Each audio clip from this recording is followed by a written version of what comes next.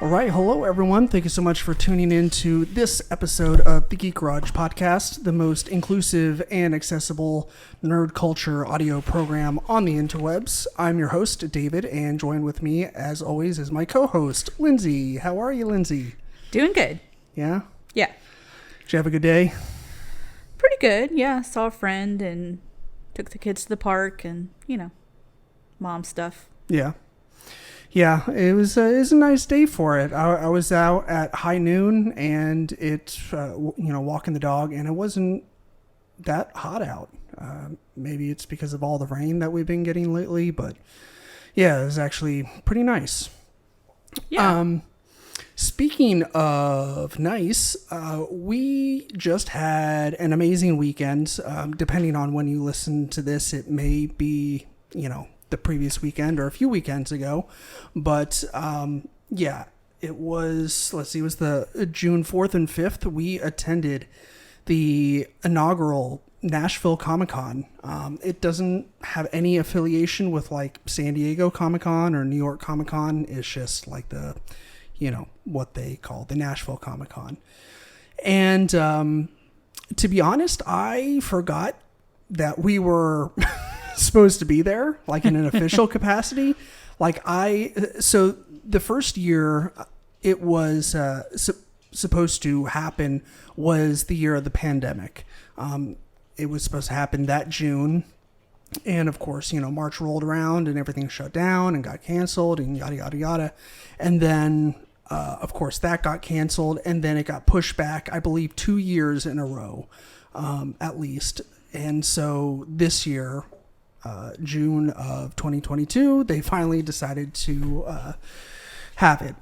Yes. And they gave me a call like 3 weeks ago as like just a checkup and reminder to make sure that I was still planning on being there. And I was like, yes. And it was in that moment that they called me that I remembered that a few months prior to it getting postponed for the first time, I had already paid my booth fee and all that. And at the time, like, we weren't doing any crafting. We weren't making and selling tumblers at all. We weren't doing any of that stuff. Our plan was to just promote the podcast, but they didn't have like a table swap or promo booth where, you just go for free, but you can't sell anything. The best we could do was pay for a table in the artist alley, and so that's what we did. And so it just kind of worked out that for our first year we paid for a booth, and now we had stuff to sell in addition to promoting the podcast. Yes. So Lindsay, what did you think? First impressions and general thoughts and feelings about the con. Did you have a good time? I had a lot of fun. I don't think they had as much to offer. Granted, it was their first one, and with all the canceling and rescheduling, I'm sure they were juggling a lot. Yeah. I would like to see them offer more panels and things like that in the future, for sure. Right. But they had quite a few vendors there, and we met some really cool people, saw some really awesome cosplays. Mm-hmm. So all in all, it was a good time had by all, I think. Yeah, for sure. At least by us. And I can definitely say the same for the people around us, the vendors and artists around us, which we will get to here in just a moment. But yeah, to piggyback off of that, about the panel thing and lack thereof, I know that they had a couple things lined up and some photo shoots and whatnot. But yeah, doing something like that in the future going forward, maybe if they acquired a bigger venue or did it at a hotel, I don't know if they had to quote unquote settle for the Nashville or the old Tennessee State Fairgrounds. It's a brand new building, but it's just one building and everything happens in that one building. Whereas like the conventions that we normally go to where there's panels, it's, this big hotel that is used to hosting panels and there's lots contests. of separate rooms for various contests to various panels, as well as a huge room for all the vendors, and usually some sort of gaming room type of thing. Yeah. So, but I think it was a really good start, and I think it's only going to grow. And again, I think everyone was just happy to be out and being able to experience that camaraderie of being with their favorite fandoms. Yeah. Again, so I don't think it was bad at all. Yeah, it was a great time. I'm hard pressed to think of really any negative comments or feedback to give them. Really, to once again piggyback off of something you said specifically about the cosplay. What I liked about our situation is that we kind of had an opportunity to see it all. Like, because normally as a general con attendee, you have to walk around and then spot the cosplays.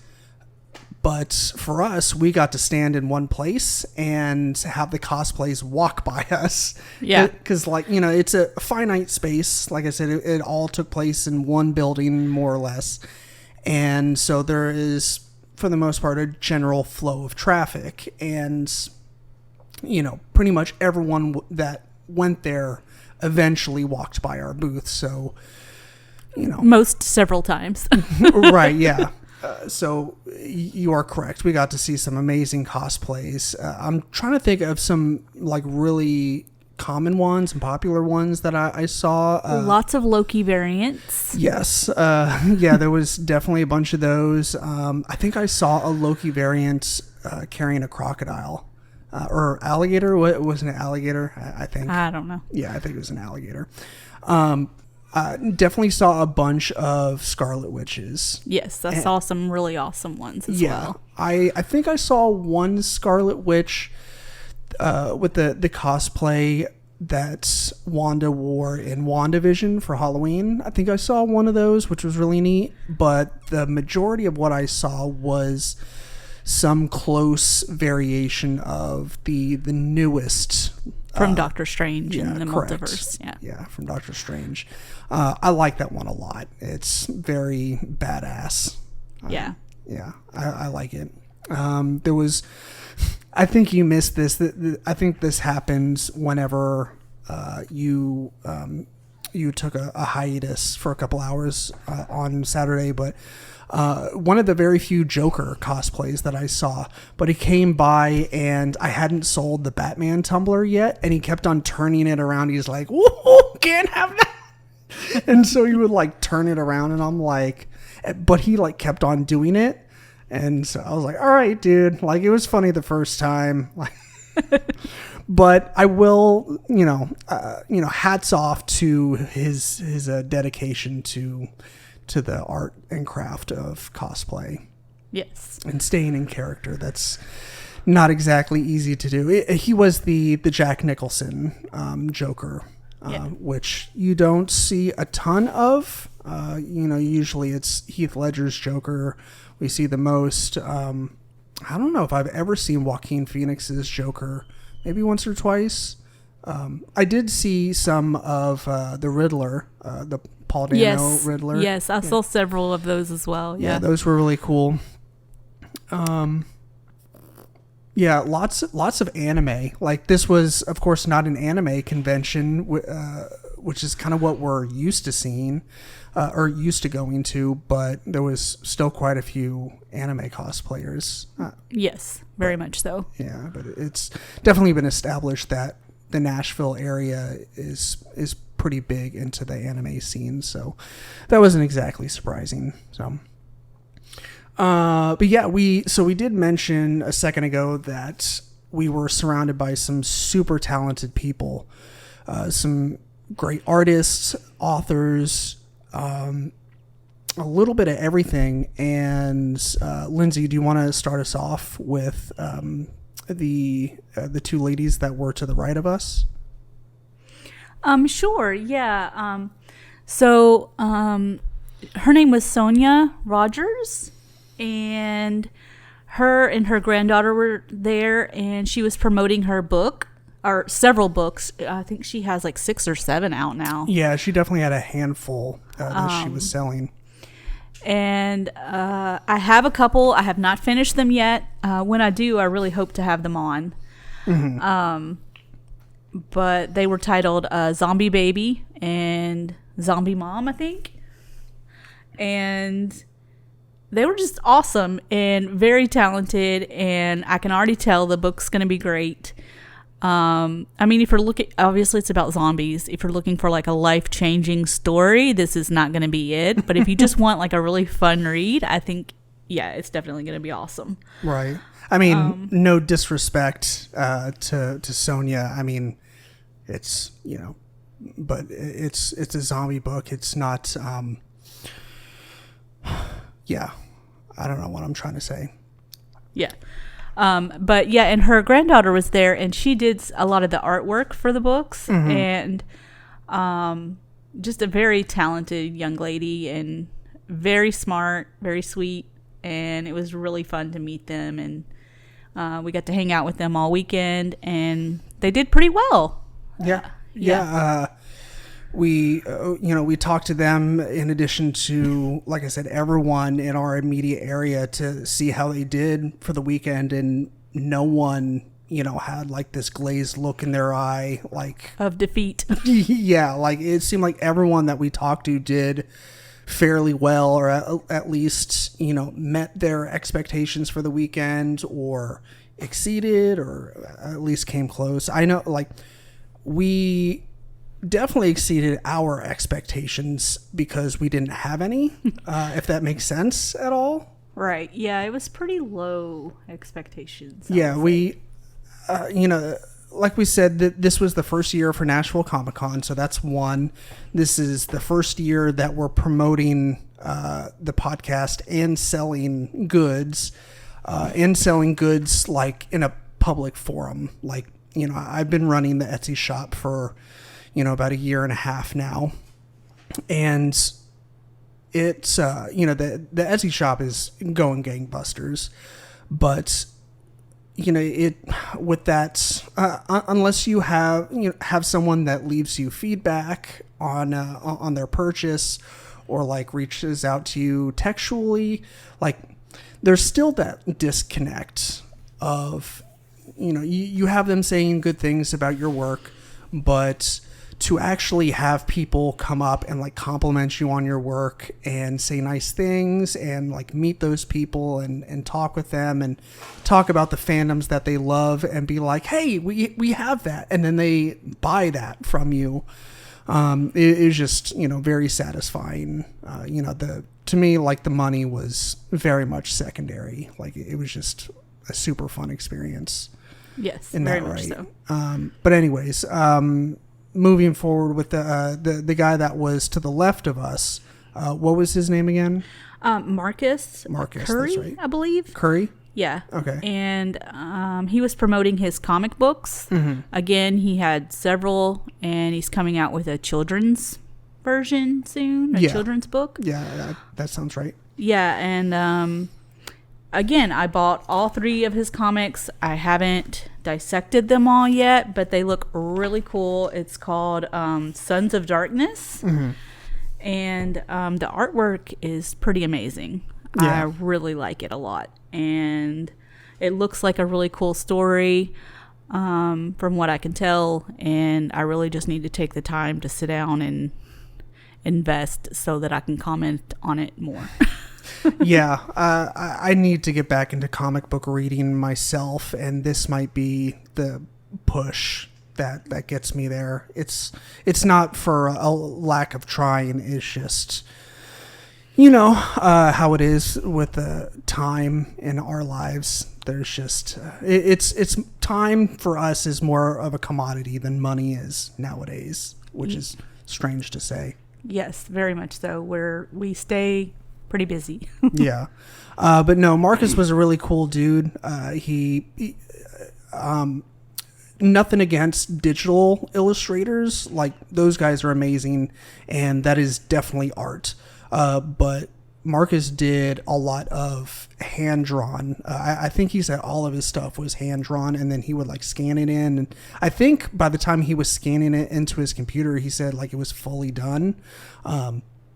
So that was very impressive to me. And I believe he said he had a comic book that was about to hit Kickstarter soon. Yeah, and he has an illustrator who helps him out too. Sure. As well, Jacqueline Diaz, I believe. Okay. But yeah, everything was like hand drawn, and he said he did some of the coloring and things.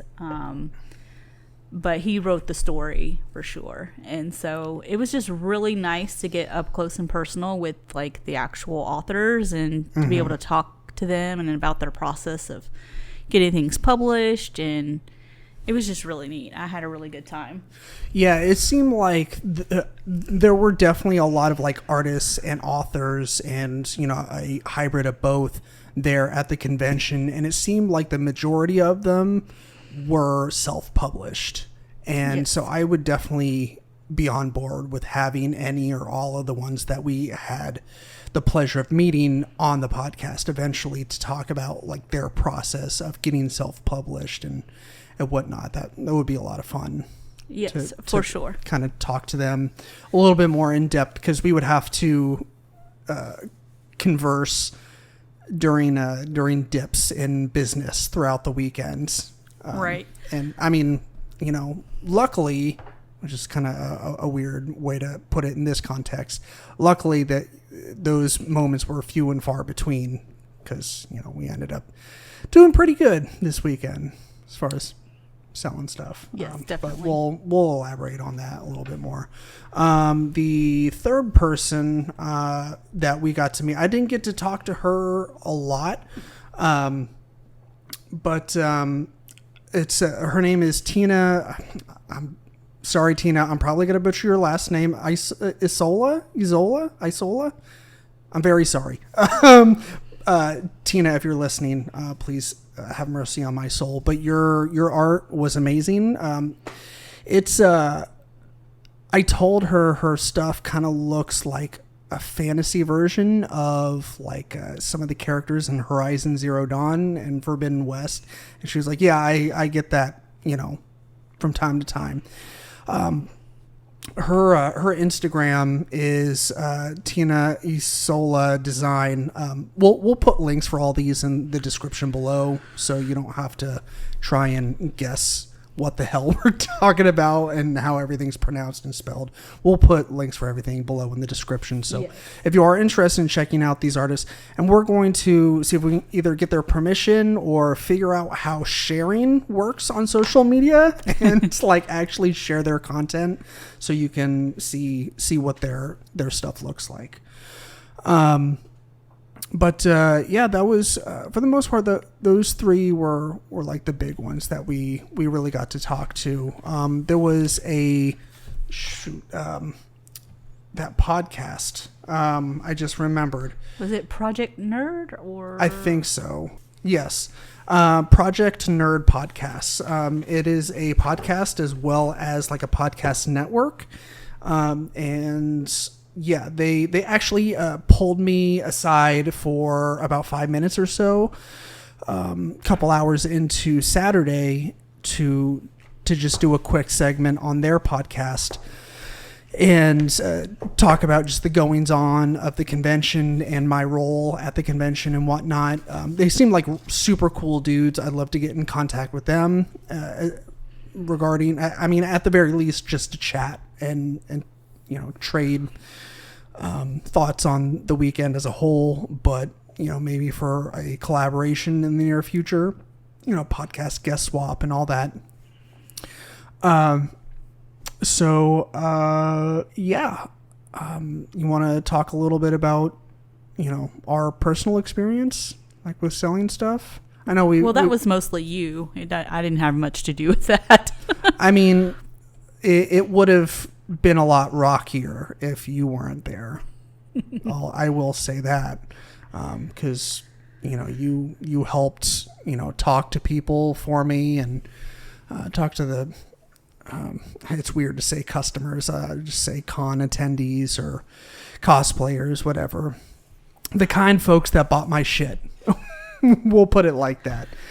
But yeah, it was just very humbling. It reminded me a lot of, for those that have been listening to the podcast for a while, if you remember my old co-host Ted, we did GalaxyCon, about 6 months before the pandemic.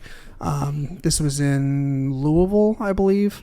And we weren't selling anything. We were just promoting the podcast, and it was such a humbling experience doing that. And it was a lot like it that this time around here, just, selling stuff and getting compliments and whatnot. And I had several people say so we weren't the only tumbler makers there. I think we were one of 3 total? Probably 3 or 4. Yeah, there was at least a couple. Yeah, a lot of them had a lot of the sublimation only going on. Right. A few had some really amazing resin work, amazing. Right. But also expensive. Yeah. I kind of kicked myself for not peeling away for a couple minutes so I could go take a look at that one you were telling me about. Did you say it was it was a Harry Potter one, or? Yeah, it was like a 3D mug, kind of like the silver mug you were showing me earlier. With the handle? Yeah. Yeah, like a coffee mug. Yeah, but it was stainless steel underneath, but she had it coated with resin, and then 3D on the front of it was like the Deathly Hallows symbol, except it had like vines around the sides of like the triangle, and then the middle line looked like an actual wand. Wow. And yeah, just amazing. And like she had some with like Hufflepuff. They had the honey badger, like 3D on the mugs. Yeah, super amazing. I should have got her name so that we could talk about her as well. I'm curious. I'm sure she has an Etsy shop. But yeah, I mean, just amazing work with, I'm assuming like resin and maybe, I was going to say, I wonder if any of her stuff was 3D printed and it then could be like glued on and then epoxied over. It could be. I know a lot of people, like some freaks of nature will go like the clay method or Sculpey, where they will, they'll form whatever 3D element they want to adhere to the tumbler, and then they'll bake it or let it dry or whatever the medium calls for, and then they'll stick it on the tumbler. But 3D printing seems like I don't know if I'd ever want a 3D printer, because everyone that I ever talked to says that they are a headache and a half to deal with. But yeah, that it would be cool to be able to do stuff like that. But didn't she say she was charging like $100 for it? Yeah, like per tumbler, at least for the 3D ones. And she was saying they took hours and hours of work, and I believe it. Yeah, I mean, yeah, I have countless hours sunk into my tumblers as well, but I've kind of perfected a lot of the methods that I use for mine. So well, compared to hers, yours are pretty basic. Thanks, honey. You're welcome. I mean, they're amazing and awesome and very creative, but yeah, they don't have all the pizzazz that hers did. So sure. Well, yeah, she probably had a little bit more experience, and I try and do stuff like I try and keep a good balance between the work that I have to do for customers and making new stuff at the same time. And I don't like it's a hard enough balance as it is, but when I want to make new stuff, like I'm always torn between like what I want to do. And then like when I finally get free time to make new stuff to add to the shop, like I completely forget about all the ideas that I had, because I'm an idiot and like I write them down in several different places and then forget where I wrote them down, whether it was on pieces of paper or in my notes, and then like they get pushed to the end of my notes app because of all the grocery lists that have in there. But yeah, anyways, yeah, I mean, I know you share similar feelings about the weekend overall, but it was pretty amazing. Yeah. Yeah. I'm trying to think of really anything else to hit on. I knew this episode was going to be a little on the shorter side, just because we were, here to talk about the convention, and it's just a finite amount of stuff to talk about.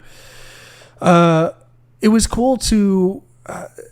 This experience gave us the opportunity to hear suggestions. Like, I do get suggestions pretty often on Etsy, from people that are like, hey, I saw this. Like, have you ever thought about doing something like this? Or, they reach out to me for a commission.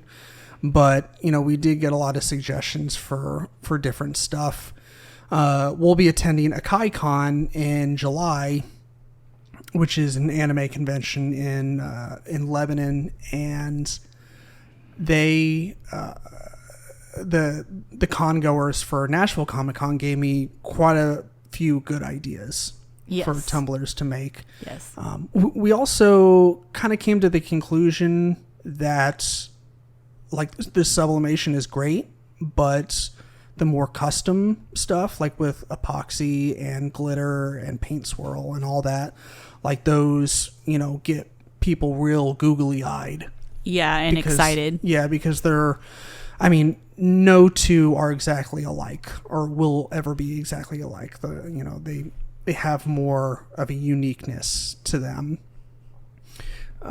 So I do think that there's going to be a focus on that. I'll definitely be doing sublimation anime tumblers just because they're a little bit easier.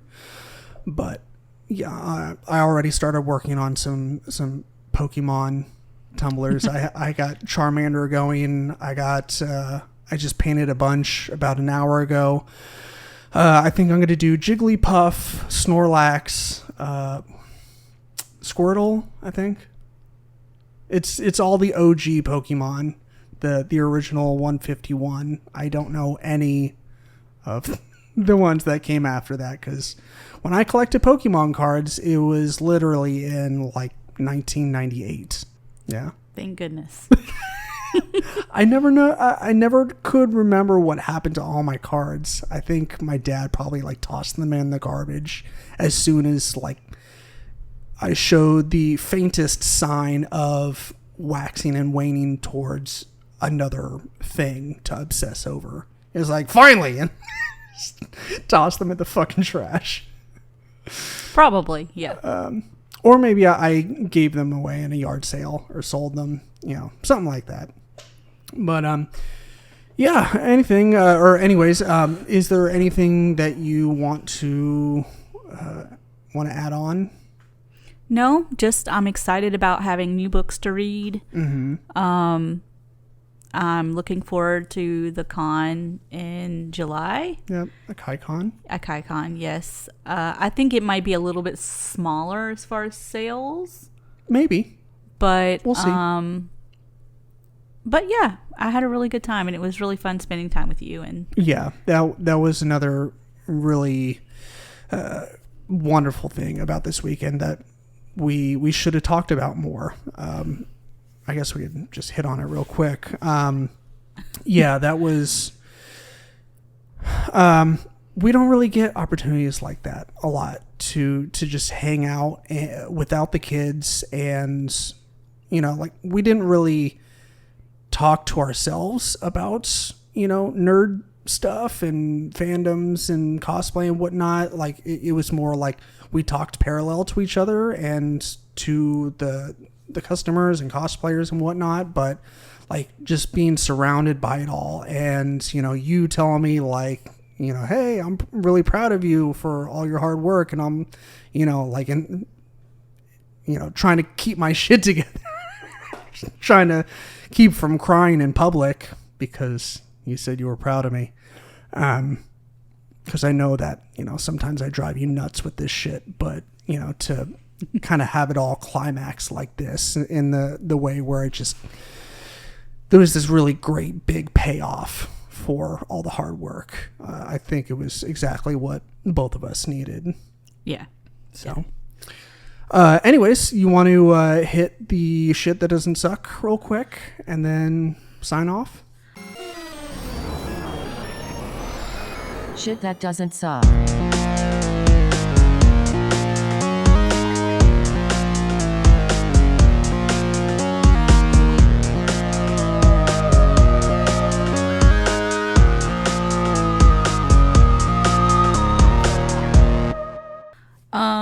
I don't really have anything just yet. I'm sure the Zombie Baby and Zombie Mom books are going to be something that don't suck, but I haven't finished them yet, so I don't want to give anything away just yet. And I'm excited to have Sonia on when I do finish. Yeah. She showed interest in wanting to come on. I think she'd be willing. Yeah. Okay. I thought I heard you talking to her about coming on the podcast, but I didn't hear what she said. So. Well, I told her that it's probably not going to make her famous or anything, but we have a little bit of an audience, so it couldn't hurt. We got 7 people. It's probably more than that, but any of you that happen to be listening right now that came to see us at the Nashville Comicon and were nice enough to subscribe. I know I threw out an incentive where you got 10% off your Tumblr order for subscribing to the podcast. And even if that was the only reason you subscribed, I still really appreciate it because, we're constantly trying to find new ways to build our listenership and fan base for the podcast. And it's weirdly difficult. I didn't have to try super hard for my Etsy shop and the tumblers and all that. I just had to make sure I made cool, awesome stuff. And so I don't know if that means that the podcast sucks, but I'd like to think that, it's decent to listen to. Yeah, always. But anyway, so for my shit that doesn't suck, I got a couple things. I recently rewatched Anchorman. Of course, classic all the time. Never a bad time to revisit that classic from 2004. 2003. I don't know. I remember the first time I saw it was in the KUC at MTSU, when they had those $2 movie nights, and it wasn't even it was this tiny theater, maybe 100 seats, 150, and but it was just me and a bunch of college bros.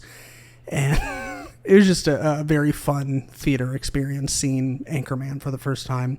And then I recently rewatched Con Air because my friends Zach and Justin over at the Don't Be Crazy podcast just did an episode where they talked about Con Air. And I had not seen that movie. I don't think I ever saw that movie in its entirety. I saw bits and pieces of it when my parents rented it, when it came out on video. But I don't think I ever saw the whole thing. So I was like, well, good chance to finally watch the whole thing. And I actually like that movie a lot.